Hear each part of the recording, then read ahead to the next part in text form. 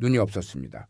두 눈이 뽑힌 채 쇠사슬에 묶인 채 적들의 비웃음 속에 맷돌을 돌리고 있었습니다. 한때 맨손으로 사자를 찢어 발겼던 남자가 3,000명의 병사도 어쩌지 못했던 그 남자가 그런데 그를 무너뜨린 건 적군이 아니었습니다. 그를 쓰러뜨린 건 사랑이었습니다. 당신은 지금 삼손과 데릴라 이야기를 안다고 생각하시죠? 그 영화 포스터 속 근육질의 남자와 유혹하는 여인의 이미지, 그게 전부라고 생각하신다면 지금부터 당신이 알던 삼손은 완전히 뒤집힐 겁니다. 왜냐하면 실제 삼손은 단순한 힘장사가 아니었으니까요. 그는 철학자였고 수수께끼를 즐기는 지식인이었으며 혼자 전쟁을 치른 고독한 다크 히어로였습니다. 그리고 가장 충격적인 부분은 이거예요. 그를 배신한 건 적이 아니라 바로 같은 민족 3,000명의 동족이었습니다. 오늘 우리가 몰랐던 삼손의 진짜 얼굴을 만나보겠습니다. 1부는 태양의 아들, 특별하게 태어난 사람에 관한 이야기입니다. 삼손 이야기는 그가 태어나기 전부터 이상합니다. 만화라는 남자의 아내가 있었습니다. 오랫동안 아이를 낳지 못했죠. 불임이었습니다. 그런데 어느 날 천사가 나타납니다. 그 천사는 말합니다. 당신은 아들을 낳을 것이다. 그리고 단 하나의 조건을 겁니다. 그 아이에게 절대 면도칼을 대지 마라.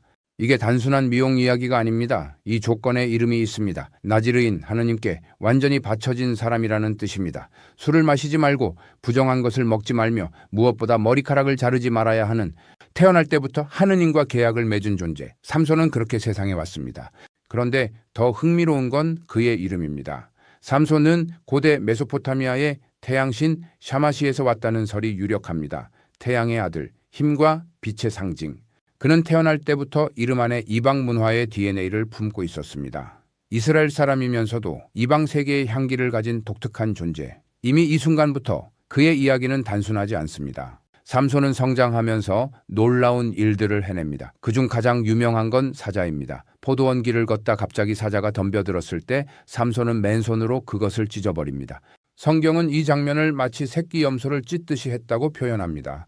그런데 삼손은 이 사실을 아무에게도 말하지 않습니다. 부모에게조차도요.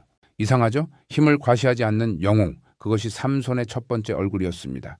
2부는 3명의 여인 반복되는 배신에 관한 이야기입니다. 대부분의 사람들은 이걸 몰라요. 삼손의 인생에는 들릴라 한 명만 있었던 게 아닙니다. 그를 스쳐간 여인은 3명이었고 그 3명 모두 그를 배신했습니다. 첫 번째 여인은 팀나 사람이었습니다. 삼손은 그녀를 보자마자 반했습니다. 부모는 반대했습니다. 왜 하필 이방 여인이냐고. 하지만 삼손은 고집을 꺾지 않았죠. 결혼식 잔치에서 그는 수수께끼를 냅니다. 30명의 하객에게 이렇게 말합니다. 7일 안에 이 수수께끼를 풀면 내가 상을 주겠다. 못 풀면 당신들이 내게 상을 달라. 수수께끼의 내용은 자신이 죽인 사자 뱃속에서 꿀을 발견한 것을 빗댄 것이었습니다. 먹는 자에게서 먹을 것이 나왔고 강한 자에게서 단 것이 나왔다. 아무도 풀 수 없는 수수께끼였습니다. 그런데 하객들이 삼손의 아내를 협박했습니다. 남편한테 답을 알아내라. 안 그러면 너희 집을 불태우겠다. 아내는 울고 보채며 삼손에게 답을 뽑아냈습니다. 결국 수수께끼는 풀렸고 삼손은 배신당했습니다. 이 일로 삼손은 분노해 혼자 전투를 치르고 결국 아내를 잃습니다. 첫사랑의 끝은 배신이었습니다. 두 번째 여인은 가자의 장녀였습니다. 삼손이 적지 한가운데 가자 성에 들어가 그녀를 만납니다. 소문이 퍼졌습니다. 삼손이 왔다. 성문을 잠가라. 새벽에 죽여버리자. 가자의 모든 군사가 밤새 숨죽이며 기다렸습니다. 그런데 삼손은 자정에 일어나 성문을 통째로 뽑아 어깨에 메고 걸어나갑니다. 성문을 문짝째로. 마치 아무 일도 없었다는 듯이 적진의 한가운데서 탈출하는 이 장면은 그 어떤 액션 영화보다도 강렬합니다. 그리고 세 번째 여인 들릴라입니다. 들릴라는 아름다웠습니다. 그리고 필리스티아 귀족들에게 매수된 스파이였습니다. 그들은 그녀에게 은화 1,100개씩을 약속했습니다. 귀족 5명이었으니 합산하면 어마어마한 돈이었죠. 임무는 단 하나. 삼손의 힘의 비밀을 알아내라. 들릴라는 물었습니다. 당신의 힘은 어디서 나와요? 삼손은 처음에는 거짓말을 합니다. 마르지 않은 새 밧줄로 묶으면 힘이 없어진다고요. 들릴라는 밧줄을 가져왔고 삼손을 묶었습니다. 그리고 외쳤습니다. 삼손, 필리스티아 사람들이 왔어요. 삼손은 밧줄을 끊어버렸습니다. 거짓이 들통났지만 들릴라는 포기하지 않았습니다. 이 장면이 반복됩니다. 3번이나. 그때마다 삼손은 다른 거짓을 말하고 들릴라는 그것을 시험하고 삼손은 아무렇지 않게 빠져나옵니다. 충격적인 부분은 이거예요. 삼손은 들릴라가 자신을 배신하려 한다는 걸 알면서도 그녀 곁을 떠나지 못했습니다. 알면서도. 사랑이라는 게 얼마나 사람을 약하게 만드는지 삼손은 몸으로 보여줬습니다. 결국 들릴라는 날마다 졸랐고 삼손은 지쳐갔습니다. 그리고 어느 날 마음이 무너졌습니다. 삼손은 말합니다. 내 머리카락이야. 태어날 때부터 나지르인으로 받쳐졌기 때문에 머리카락을 자른 적이 없어. 그게 잘리면 나는 아무것도 아니야. 3부는 동족의 배신 그리고 7가닥의 비밀에 관한 이야기입니다. 잠깐 여기서 한 가지 짚고 가야 할 게 있습니다. 삼손의 머리카락은 단순한 머리카락이 아니었습니다. 성경은 그 머리카락이 7가닥으로 따였다고 기록합니다. 왜 7가닥일까요? 고대 메소포타미아에서 가장 강력한 영웅들, 예를 들어 길가메시 같은 인물들은 신화 속에서 6가닥의 힘을 가진 것으로 묘사됩니다. 그런데 삼손은 7가닥입니다. 고대인들의 생각에 7은 완전한 수, 신성한 수였습니다. 삼손은 그 어떤 신화 속 영웅보다 더 강력한 존재로 설계된 캐릭터였던 겁니다. 그리고 또 하나 더 아프고 충격적인 배신이 있습니다. 적군의 배신이 아닙니다. 동족의 배신입니다. 삼손이 홀로 싸우던 시절 이스라엘 사람들은 그를 두려워했습니다. 그의 활약이 오히려 필리스티아를 자극할까 봐요. 그래서 유다 사람 3,000명이 삼손 앞에 나타납니다. 그들은 말합니다. 삼손, 제발 우리가 당신을 묶어서 필리스티아에 넘기게 해줘요. 그래야 우리가 살아. 같은 민족이 영궁을 묶어서 적에게 바치겠다는 겁니다. 당신이라면 어떻게 했을까요?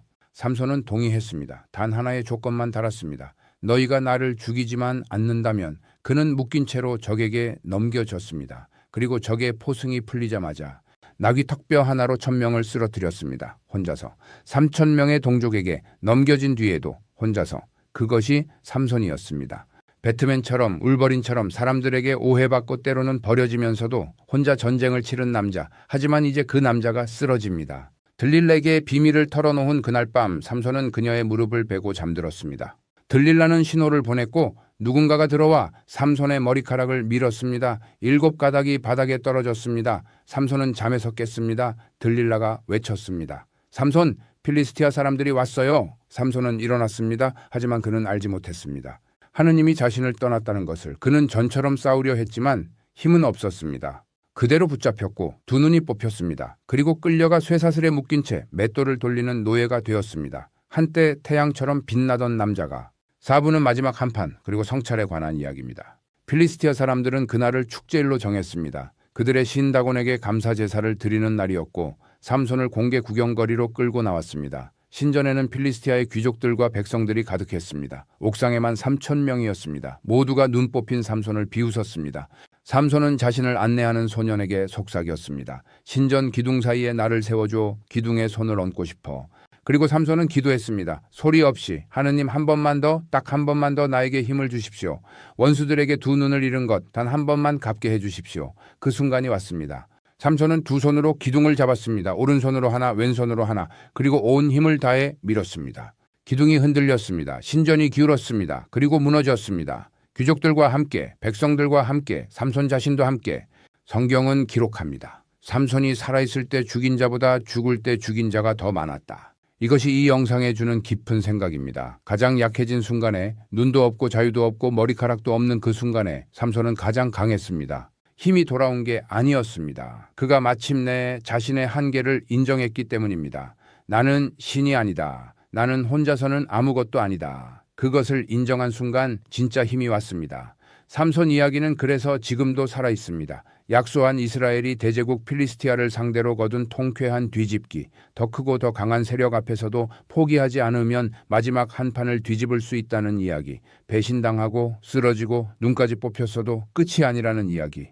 당신의 인생에도 그런 순간이 있지 않나요? 가장 가까운 사람에게 배신당하고 아무것도 남지 않은 것 같은 그 순간. 삼손은 말하는 것 같습니다. 그 순간이 끝이 아니라고. 그때가 오히려 진짜 시작일 수 있다고. 오늘 당신이 알던 삼손은 사라졌습니까?